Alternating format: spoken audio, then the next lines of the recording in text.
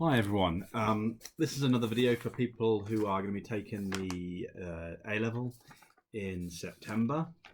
The first video we did was about Buddhism and Brahminism, and this is about Buddhism and Brahminism 2.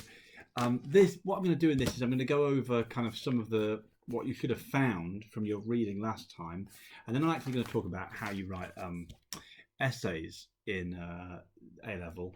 I'm not going to talk about the whole thing, it's a bit early for that, but a little bit about how you write your paragraphs, so how we structure paragraphs. And there is going to be a task that you can do at the end of this, where I'm going to give you a sample paragraph and then give you a chance to write a paragraph yourself. Now, you don't have to do any of this stuff if you don't want to. None of it's compulsory. I think it'll be useful to have this video anyway on the YouTube site so that we've got something about essay structure on there. So if you're not interested in doing a bit of writing at the moment, you'd rather just watch videos for content, then watch this video and you can turn off when it comes to the essay writing stuff. But if you think you'd like to get to know a bit about the essay technique before you begin, then have a go, and you can just email me what you write if you want to, and I can have a look at it. So this is Buddhism and Brahminism, and last time I went through the key teachings of Brahminism, and I asked you to do that reading on Buddhism and then see if you could do a comparison between the two. So this is the sheet. I'm just going to go, and this is the sheet that I gave you, the comparison sheet. I'm just going to go through each one and say what I would have written down.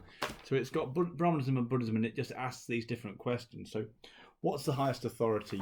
So in Brahminism, the highest authority, religious authority, that means, in other words, where do you go to find religious truth for these people? What is the ultimate place where you find out the truth about their religion? So for Brahmanism, the ultimate authority is the Vedas, the books of the religion, and then the Brahmins, who are the highest of the four Varnas. They're an authority in the sense that they're the people that know the Vedas. So their authority comes not from personal experience, but from their learning, what they have learned from the Vedas. They transmit to other people. In Buddhism, on the other hand, the ultimate authority is the Buddha, or it's really any enlightened person, because anyone who's enlightened has reached the same level of understanding as the Buddha. But and that links to the other point: is the Buddha or another enlightened person are not a source of authority because of their intellectual learning, because of books they've read, but because of their wisdom, their direct insight. The difference being, anyone, according to Buddhism, can put the Buddha's teachings into practice and find out directly for themselves whether they're true or not. Whereas in Brahmanism, it comes through the authority of the book. The book tells what's right and wrong. An individual can't know the truth; they can only know it through reading the book. So that's a big difference. What happens when we die? So this is one of the most important ones in terms of when we'll talk. This is why it's an interesting one to write an essay on, because to write an essay on this, it's really useful if you've got some ways in which they're similar and some ways in which they're different, but about the same thing. That'll be more clear as we go on. But what happens when we die? Well, they both believe in reincarnation, or rebirth of some form. And that's really important, because obviously, compared to other worldviews, that's quite a thing to have in common. That means they've got quite a lot in common. So they both believe that when we die, we are reborn in some way, and that this depends on our previous actions. So our previous actions determine what happens after we die. The difference comes in terms of what is reborn. So in Brahmanism, so that would be in both. They both believe in rebirth. Brahmanism believes in the Atman, or the soul, which is an unchanging, permanent part of ourselves that is reborn after we die. And then Buddhism believes in anatta, so that is the idea that there is no permanent soul, there is no fixed part of ourselves, and therefore when we die, the thing that is what our rebirth is a result of our karma, but that doesn't mean we're not exactly the same person that died. We are not completely different from that person who died. We are kind of the continuation of that person, but there's nothing fixed that transfers, nothing fixed and unchanging that transfers between rebirths, if that makes sense. Okay, what do they think about Varna? So Brahmanism obviously thinks Varna is extremely important. It determines your svadharma, your how you should live your life, the religious rituals you should perform, and everything like that. Buddhism, the Buddha didn't believe in Varna in terms of the religious significance. So he didn't think there could be different duties for different people, different religious duties or rituals for different people. He believed everyone was equal in terms of the path to enlightenment. But that doesn't mean, as Richard Gombrich, that's a name that's in the readings a couple of times, a very important scholar, he points out that doesn't mean that Buddha was against the Varna system in the sense that he tried to get rid of it. And in fact, early Buddhism kind of took for granted that it was true that someone who's born into a low part of the Varna system, that was a result of their previous karma. So I wouldn't want to give the impression that Buddhism was kind of like was a religion that was fighting for social justice about this. I don't think that was the case, or that's definitely what Richard Gombrich thinks. It believed in the Varna system as part of society, or it certainly didn't challenge it. It just didn't believe it was of religious significance. Is samsara a good or a bad thing? Well, early Brahminism seemed to think of rebirth as a good thing, but later Brahminism agreed with Buddhism, which was that rebirth is a bad thing, and the best thing to do is try to escape from rebirth, continual rebirth. What is the best way to live your life? So Brahmanism is to follow your Svadharma. You can renounce the world, but only after you've lived your life and then retired. In Buddhism, the best way to live your life is to become a monk or a nun. So that means Buddhism believes in that it's good to renounce the world now, give up your role in society, your job, and become a monk or a nun whenever. So that's a good one where there's some similarity and difference. They both believe in renouncing the world to some extent because that seems to be the best path to getting out of a rebirth. But Brahmanism says you've got to complete your Svadharma first. What do they think about Dharma? Well, both of them agree that there's this thing called Dharma, and for both of them, it combines two things: the truth about the world and how you could live your life. So you could live in accordance. If you want to live a good life, you could live in accordance with the way things are. The difference is that Brahmanism believes that in Svadharma, the idea that there's different Dharma for different people, whereas for Buddhism, Dharma is one. The teachings of the Buddha and the way you can live your life to get to enlightenment are one for everybody. What should we do to get better rebirth in our next life? So this is another good one because there's similarities and differences. So similarities. They both believe that you should do good actions in this life to get good results in the next life. However, what that means is different. So for Brahmanism, that is follow your Svadharma, do your duty according to your Svadharma, and particularly perform religious rituals of sacrifice to the gods. In Buddhism, it's all about doing actions with good intention. So that's where the Buddha's quote, "It is intention, O monks, that I call karma," from the Anguttara Nikaya of the Pali Canon. That quote is basically saying that it's not what you do, it's the state of mind that you do things in. So in other words, it's not like particular religious rituals are going to give you a particular amount of karma. It's more, if you do good actions, you'll get good things. If you act in a peaceful, kind, loving, wise way, then you'll get good results in your next life. If you live in a negative, hateful, greedy way, you'll get bad results. This is really important because this is Richard Gombrich says the Buddha ethicized the teaching of karma. He turned it from being about outward actions and rituals to about being a good person on the inside. And it's, as it says in that reading, there's this famous sutta called the Sigala Vada Sutta. What happens in the Sigala Vada Sutta is this guy called Sigala comes up to the Buddha or meets the Buddha, and he's performing these different rituals. And I think what happens in the sutta is he's performing rituals to different directions, like he bows and makes offerings in the 4 directions of the compass or something like this. And the Buddha, what he does is he kind of reinterprets those rituals and said, instead of like bowing to the 4 directions or doing rituals in 4 directions, what you should do is treat these different kinds of people well. So it means family, friends, teachers, servants, all those kind of people. This is how you should treat them. So the significance is he's taking someone who believes that to get a good rebirth, I have to do a particular religious ritual, and he's saying to him, no, to get a good rebirth, you have to treat the different people in your life in a kind, loving way. That's an important difference we're going to talk about later. What do they think about gods? They both believe in gods, but their interpretation of what the gods are different. So in Brahmanism, the gods are kind of permanent and eternal beings. There's more than one god, but otherwise they have similarities to Christian God in the sense that they are permanent beings, they're eternal. In Buddhism, the gods are people who have been reborn in the god realm at some point. They live long lives, they're very powerful, but they're impermanent, just like everyone else. What is reborn when we die? Oh, well, I've already covered that one. Atman, according to Brahmanism, and nothing according to Buddhism, or nothing permanent.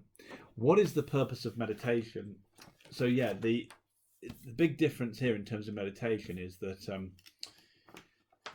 in Brahmanism, in the Upanishads of Brahmanism, the whole idea of Brahmanism is to realize that your soul, your Atman, is one with Brahman, the spirit of the universe. So after long periods of meditation, the idea is that you can reach this realization. You might know it on an intellectual level, but somehow then you'll know it on a deeper level, not just by reading, but like really understanding that your soul and Brahman are one.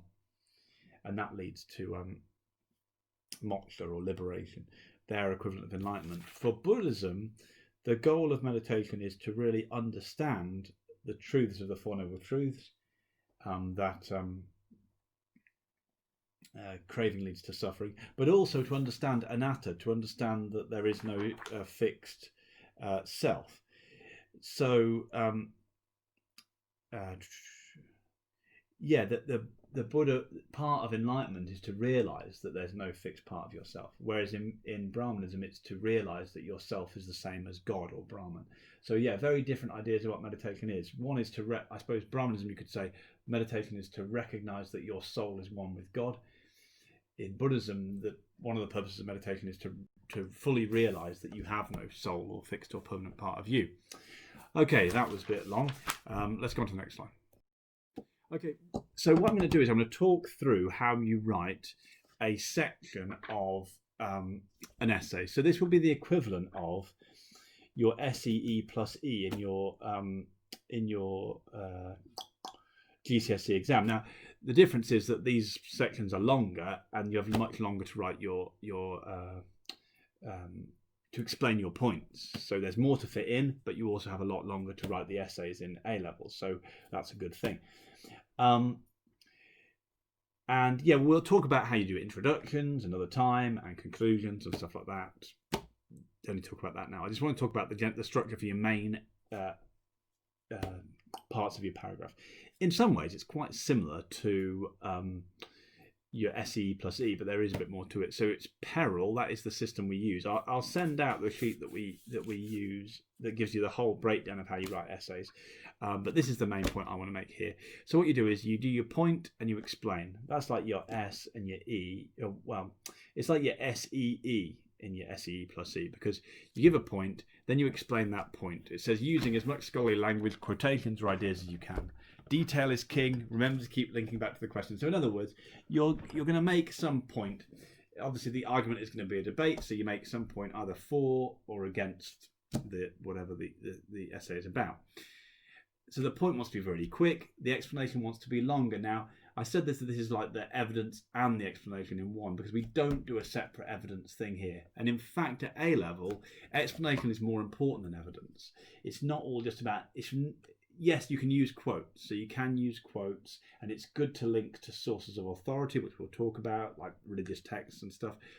But it's the idea is the clarity of your explanation and your understanding of the ideas is really what's important. So yes, evidence comes into it, but it's the explanation and the way the evidence helps with the explanation is the most important thing. Then you do a response. So the point explanation is usually a paragraph. Then you do a response. Now the response would be an alternative point of view. So this is a bit like your plus E. Your plus E was like usually a criticism. This would be, okay, you've given a point. Why would some people think that point is wrong? The difference is from the plus E is that usually that plus E would be quite short. Here, the response wants to be a bit fuller. So you might be writing as much for your response as you are for your point and your explanation. Then you evaluate. So this is a difference to GCSE. At GCSE, you just leave it there and evaluate at the end. Here, because the nature of the essays is a bit more complicated, you want to be evaluating all the way through. So you make a point, you respond to the point, and then you say, out of the point and the response, who do you agree with and why?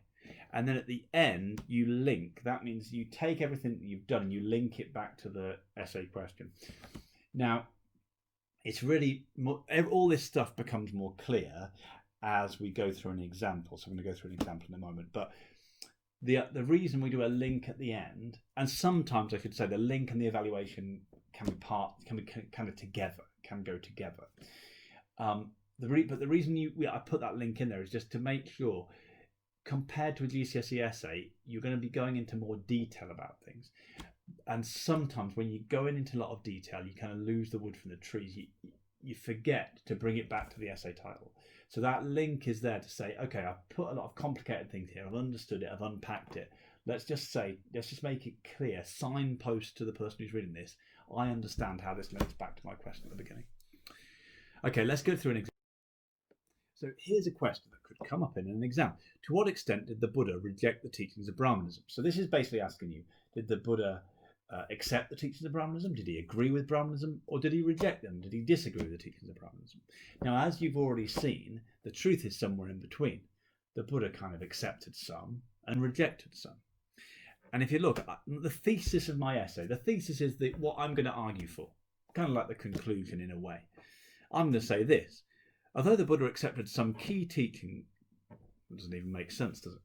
Oh, ignore that. Just ignore the fact that there's a typo there. Although the Buddha accepted some of the teachings of Brahmanism, ignore aspects, he reinterpreted these teachings to give them a radically different meaning. So this is my point, is to say the Buddha actually accepted some of the key ideas of Brahmanism, but in most cases he reinterpreted them, so what they actually meant was something very different. Let me show you a parallel in an essay like this. So this is the first part. This is the P and the E. As you can see, it's quite long. So I've said my point. One of the key differences between Buddhism and Brahmanism is their teachings about what lives on when someone dies. So you can see here, I've gone and said it's a difference. So here I'm saying, well, I'm beginning by making an argument that the Buddha rejected the teachings of Brahmanism. It was different to, his teachings were different to Brahmanism. Here's my explanation. Brahmanism taught that each person has an Atman, or soul, which is eternal and unchanging. It is this Atman which is reborn when someone dies, but throughout all its reincarnations, the Atman never changes. There's the so that's the first part of my E. But obviously there, I've just told you about Brahmanism. To explain why Buddhism is different, I've got to do the part about Buddhism too. So this is still part of my explanation. I'm still explaining a difference. In contrast, in the Alagadupama Sutta of the Pali Canon, the Buddha taught the doctrine of anatta, or no self. The Buddha argued there is no unchanging or permanent soul that is reincarnated over and over again. Instead, all living beings are made up of minds and bodies that are constantly changing. When we die, our next rebirth depends on the actions we have taken in this life. However, there is nothing unchanging or eternal that passes from one life to the next. So there I've explained a difference. I've said, look, Buddhism rejected the teachings of Brahmanism because they believe in a self, he doesn't believe in a self. Here's my response in purple. An alternative interpretation is that the Buddha largely accepted Brahminical, that's the word you use when you talk about Brahmanism, Brahminical, teachings about life after death, with only minor changes. He taught that after death people are reborn in a new body, and that the kind of body we are reborn into depends on our actions in this life. Both of these teachings are found in Brahmanism, showing that when compared to a religion like Christianity, with its belief in a single earthly life followed by heaven or hell based on the judgment of God, Buddhism and Brahmanism have much in common. So there I'm giving an alternative response. Now, the argument here, I suppose, isn't about the facts. Both sides of the argument agree about the facts. You know, the argument is about, well, okay, yeah, the Buddhas had a different idea about what was reborn. But on the other hand, you could say, well, Buddhism did believe in rebirth and Brahmanism believed in rebirth. So if you could say, like, if we step back a bit and look at it from that point of view, from a larger point of view, compared to other worldviews such as Christianity, he actually accepted quite a lot of Brahmanism. Then I do my evaluation. However, Despite these basic similarities, ultimately the teaching of anatta means that the Buddhist view of the nature of human beings and how the process of rebirth works is completely different to the Brahmanical view. Now that's my evaluation. I've said overall, if I look at both of those things, to me the rejection is more important. Yes, they accepted rebirth, but look, the whole idea of who are we as human beings and how rebirth works is completely different. You don't have to evaluate it that way. You could say, actually, when I look at those two things, I think that although Buddhism had this difference about what is reborn, the fact that he believed in rebirth shows that he pretty much accepted the worldview of Brahmanism. It's up to you. That's a judgment call. Therefore, it is clear that the Buddha rejected many of the most important teachings of Brahmanism. That links back to the question. So I'm using the word rejected. It's showing that I've linked to the question. Okay, so what I want you to do is have, if that makes sense. Maybe if you're reading this and you're thinking, I don't know, this is clear as mud to me. I'm not making anything of this. Don't worry about it. Just don't do it, because obviously, I never know how well these things translate onto video compared to if we were in a lesson. But if you fancy having a try at this, if you want to have a go, then yeah, have a go. So yeah, this is what I want you to do if you want to write this. So what I want you to do is write another paragraph. Base your structure on that paragraph. But this time about karma. So that one was about rebirth. This time about karma. So in other words, the way the structure you'd want to go is to say, here's a difference. They have different ideas about how our actions in this life affect their actions in the next life. So you talk about Brahmanism believing in Svadharma and religious rituals, and then you talk about Buddhism believing in intention. It's a good one because you can use quotes from the Pali Canon. It is intention that I call karma. You can use a quote from a scholar, Richard Gombrich, who says that the Buddha ethicized the teaching of karma.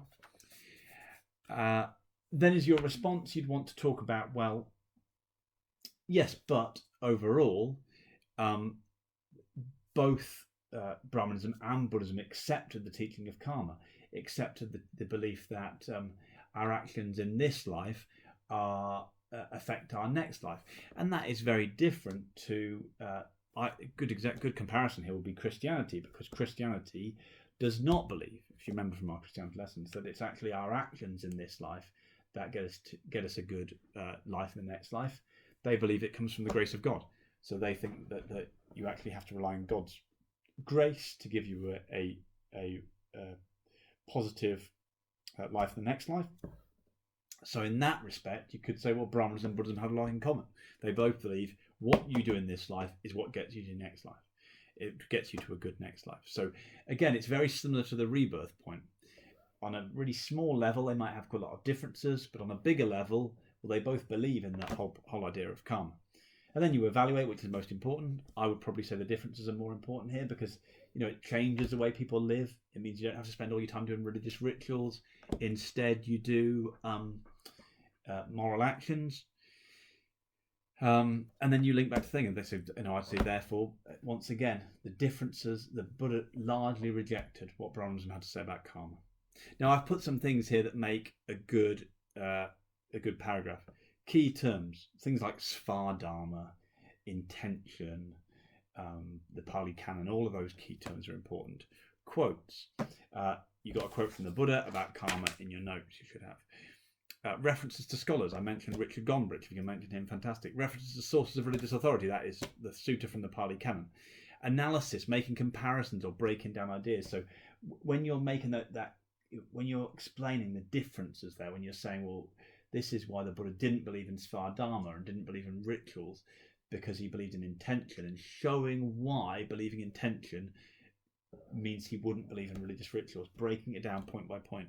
Or that comparison I made with Christianity. Christianity is different from both of these religions because it's about grace and not about your actions in this life. Evaluation. Have you clearly said who is the winner in this debate and why? and have you link back to the overall thesis. That's what I want to see in a paragraph. So in a peril section. So yeah, peril doesn't not need to be one paragraph. It probably needs to be more than one. You could divide it up as you see fit. Okay, I hope that makes sense. If it's completely confusing, just forget it. Don't do it. You don't have to do it. Nothing that I'm doing in these videos should result in any stress or stuff like that. But if you want to have a go, yeah, write the peril section, and yes, send me what you've written, and I'll see what I think. Okay, thank you.